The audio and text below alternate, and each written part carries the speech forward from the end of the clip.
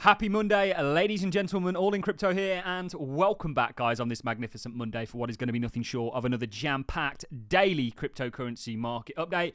We're going to be addressing the price action on the short term to start the video off. We have now entered the dreaded September, historically the worst performing month for Bitcoin on an average and median basis over its history. However, I don't think this September is going to be as bad as people are making it out to be. And historically, most Septembers, okay, yes, they've been generally down on balance of probabilities or the law of averages. However, often it's been very marginal. And I think something very interesting once we've addressed the short term, we've looked at the week ahead. We've got non-farm payrolls on Friday. We'll talk about that Dixie support coming into play, but we think there's a broader trajectory for the Dixie to come down, which means dollar weakness, which ultimately should support global liquidity cycles, the Bitcoin 4-year cycle theory, PMI cycles, everything that we've spoken about. We've got this great macro picture, but once we've dealt with sort of the short term, looked at Bitcoin on the short term, I want to talk to you guys about how actually where the space is currently at is very normal. This is where it typically is in Bitcoin cyclical 4-year cycles. And we're going to talk about when alt season typically kicks off in relation to the halving, the Bitcoin cycles. We're going to be bringing up the BLX, which is the Brave New Liquid Coin Index, the longest chart we have for Bitcoin, showing you that things are very normal in regards to the altcoin market and when alt season is set to take place. It is 30 days or so away, ladies and gentlemen, not even 30 days away. We're going to be showing you that in this video. And then we're going to be showing you some really interesting data in regards to large Bitcoin accounts, in regards to balances and how we've seen an acceleration, an aggressive accumulation take place during this recent pullback that Bitcoin's having, likely by smarter, larger money, which has access to larger capital. We can tell this by the size of their addresses. It's not retail that has 1,000 Bitcoin plus. And we also can see some data in regards to wallets with 100 Bitcoin plus now hitting a 17-month high since this pullback began. I am absolutely confident that during this, what seems like a very frustrating and annoying time in the cryptocurrency space, we are seeing smart money accumulate, ready to send this market even higher, which aligns with technically what we're looking at, not just in crypto, across the board for markets, and also this kind of macro environment that we've been speaking about that we believe we're heading into. So hang in there, guys. I understand the frustration. We're bringing you that daily dose of copium. So we have spoken about our broader trajectory for the dollar.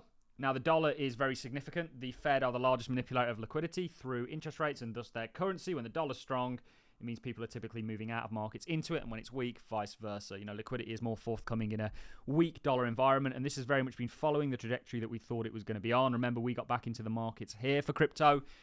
The broader markets bottomed out sooner, but of course they didn't have FTX. We do have to, even though we're kind of very correlated, we do have to contend with internal issues like FTX. We've had a lot of internal issues, German government, all of this stuff, but crypto is still here, surviving, and actually I think that is a very bullish sign in the face of everything that has taken place. I read through Ernst & Young's Pantherium report on crypto from an institutional point of view. Very positive picture that paints in regards to the 277 funds that or asset managers, CEOs, all these people that they interviewed and surveyed, and it was a very positive outcome. 94% of them are going to explore the crypto space. The majority aren't here yet. But when we look at the dollar weakness, there's always been an element, whether it was the prior bull market that we went through in 2021, dollar weakness, dollar strength bear. Again, dollar weakness in 2017 really allowed the bull market to excel for crypto, dollar strength bear. And even in 2013, going into 14, dollar weakness, strength bear. We are now expecting further dollar weakness. The reason I brought this up in relation to more of the short term is we looked at very interesting video that we've not seen anybody else cover in the crypto space. We spoke about technically what the Forex market is telling us about crypto based on what it's predicting for the dollar. Not a lot of people I think really saw the alpha in that, but the dollar has run into a key level of support. This, of course, is why you're having a bit of negativity. The question is this just a dead cat bounce, or is the dollar really going to sort of base and see further upside here? That's going to lean on risk. But there's a number of things, including fundamentally what rate hikes mean for the Dixie strength, that point to a weak dollar. It aligns with all the cycles that we've looked at this week. Just to show you that once more very quickly, because I did find it very interesting. If we look at many markets against the dollar, they're all pointing in the same direction. This is a market ready for upside. The CAD's going to gain strength against the US dollar, in my opinion. Of course, the Euro USD we actually have patterns for.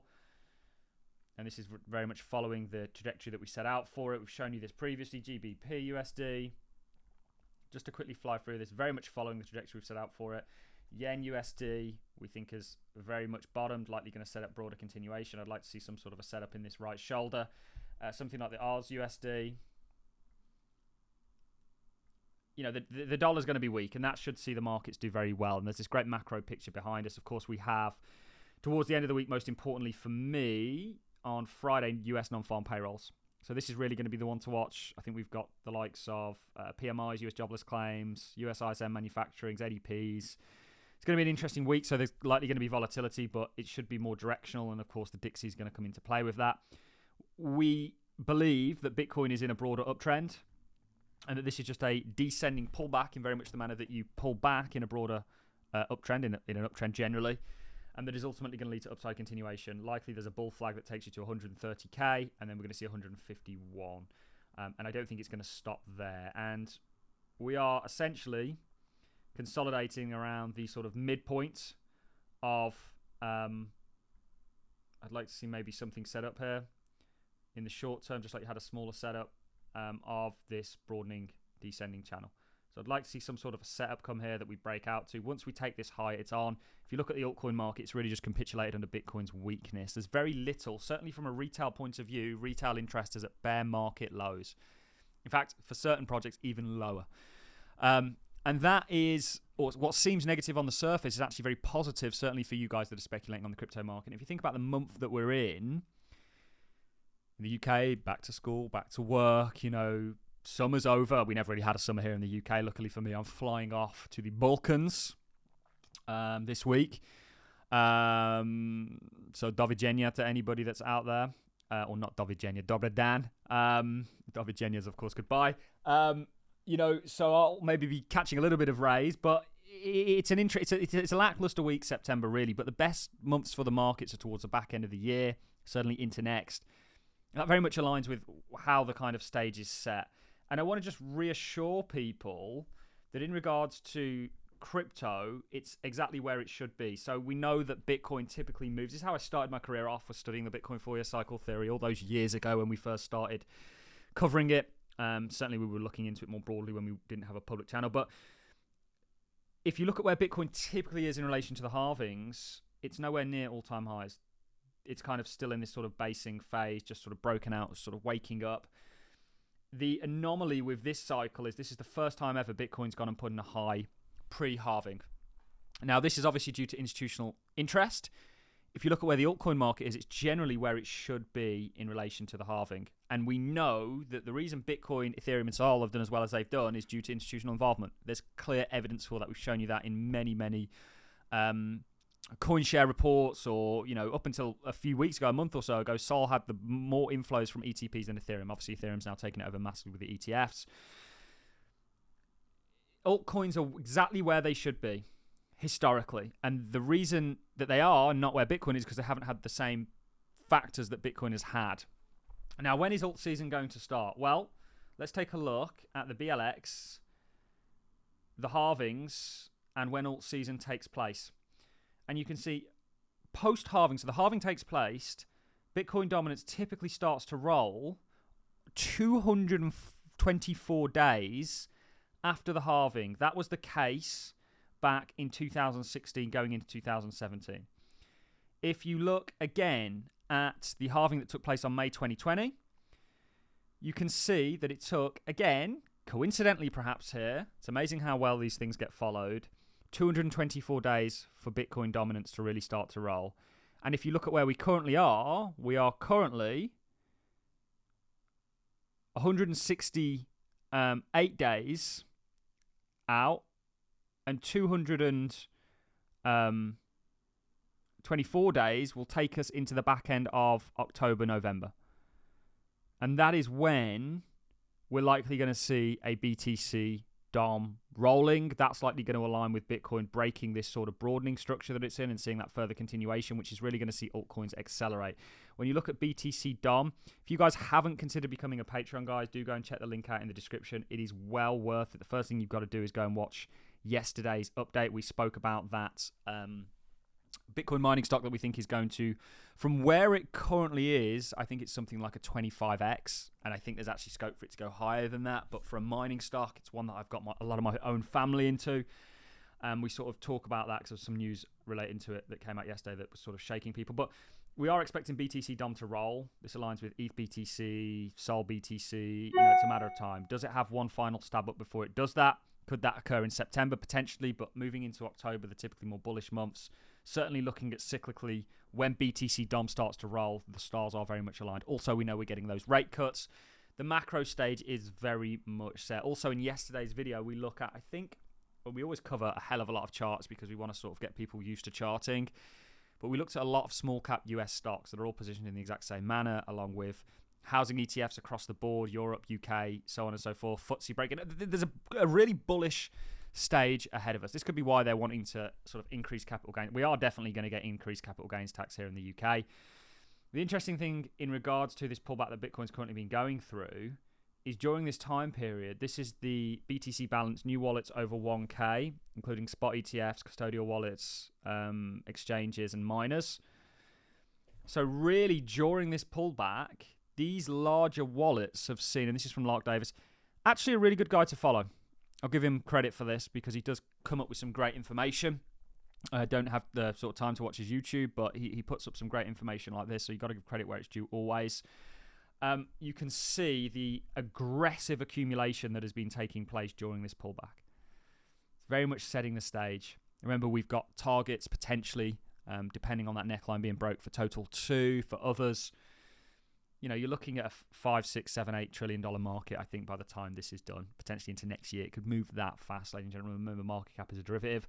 Also, there was a Cointelegraph article that looked at wallets with at least 100 Bitcoin.